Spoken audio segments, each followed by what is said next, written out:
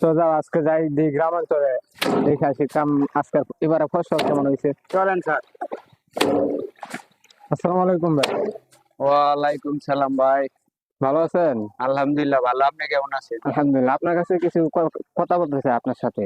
কি বিষয়ে কথা বলবেন? বলতে চাচ্ছি এবছরের ধান কিরকম উঠাইছেন? কি কম আমনে করে, আপনারা তো এটা ফালতু লোক।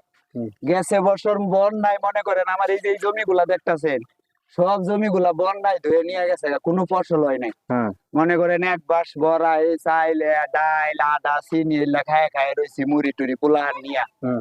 বাপ মারে নিয়া। আর এখন আইছেন খোঁজ নিবার, এটা কিন্তু কথা কন দি। এটা তো একটা বিষয়। আচ্ছা শুনেন, আল্লাহর রহমতে এবারে ভালো ফসল হয়েছে, ধানও ভালো হয়েছে। এই যে দেখেন, আপনি করে দেখায়, আল্লাহর রহমতে দেখেন ভালো এবারে ধান হয়েছে, ঠিক আছে।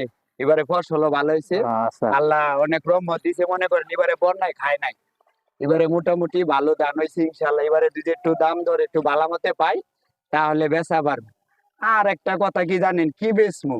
মনে করেন বাজারে গেলে দালালের অভাব নাই, এই সরকারি লোক আইতাছে, এই গুডাউনের লোক আইতাছে, যারা মিলে চাইল ভাঙ্গায় চাইল বানায়, হেরা আয়া মনে করে দুনিয়া আর বিড়ি গিচ্ছে, এই লেগে আরো দাম কম নেয় যায়। দেখা যাক আল্লাহ কি করে।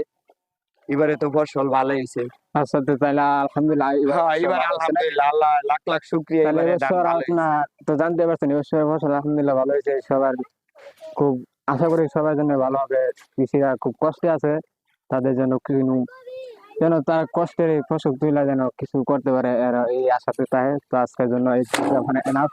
আসসালামু আলাইকুম সবাই। আচ্ছা তো ভাই, আচ্ছা আচ্ছা ঠিক আছে, আচ্ছা আল্লাহ ভাই। হাফেজ।